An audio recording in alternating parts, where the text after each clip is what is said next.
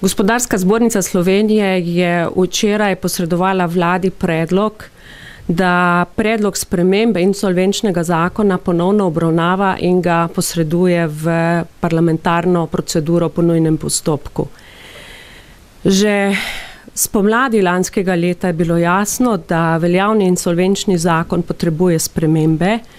kajti sprememba, ki je zaostrila vstopne pogoje za uvedbo prisilne poravnave, 50% poplačilo terjatev, navadnih terjatev v 4 letih, se je izkazala za neuresničljivo. Še zlasti je to prizadelo tudi mala in mikropodjetja, ki so bila stroškovno nesposobna izvajati postopke prisilne poravnave. Zakaj predlagamo spremembo zakona po nujnem postopku? Strokovna skupina, ki je lani poleti pričela z delom na Ministrstvo za pravosodje, je predloge zakona pretresla, strokovno uskladila in žal je zakon v parlamentarni proceduri doživel blokado na račun populistične spremembe zakona o gospodarskih družbah. Dejstvo, da je spremembo zakona povzročila, da se je število prisilnih poravnav v drugi polovici leta ustavilo, da pa se je v lanskem letu število stečajev glede na leto 2010 podvojilo, kaže na to, da je zakon sam ob vseh ostalih pogojih zelo oteženega poslovanja povzročil bistveno škodo, čeprav je bila želja spremembe zakona povsem drugačna.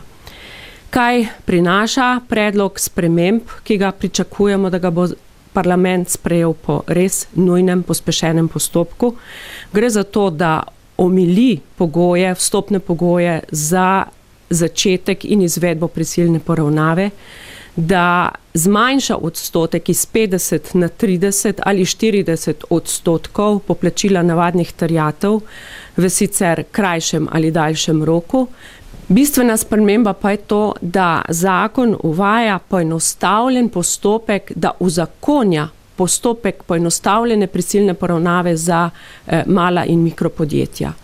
Ta podjetja so bila danes nesposobna v razmerah, ko so se znašla v najgloblji insolvenčnosti, zbrati 17, 18 ali celo 20.000 evrov, da bi ta postopek sprožila, da bi plačala revizijo svojega poslovanja in tako naprej.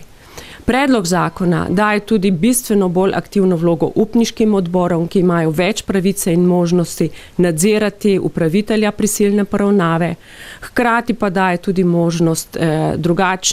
drugačnega poplačila terjatev skozi kapitalizacijo terjatev, kar pomeni, da imajo v bistvu potem tudi upniki večji interes za to, da se zdravo jedro podjetja ohrani. Torej, pod črto, predlog spremembe insolvenčnega zakona je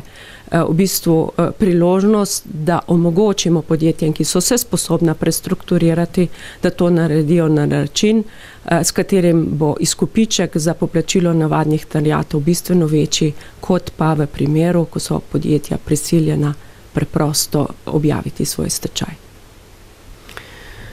Verjamemo, da bodo tudi kritiki, ki nasprotujejo takšni spremembi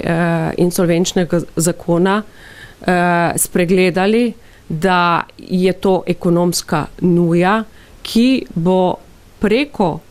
možnosti prestrukturiranja podjetij seveda pripomogla k temu, da bomo ohranili številna delovna mesta, ne samo v srednjih in velikih podjetjih, ampak tudi zlasti v malih in mikropodjetjih, ki imajo v bistvu svoje dolgove zavarovane tudi za svojim osebnim premoženjem.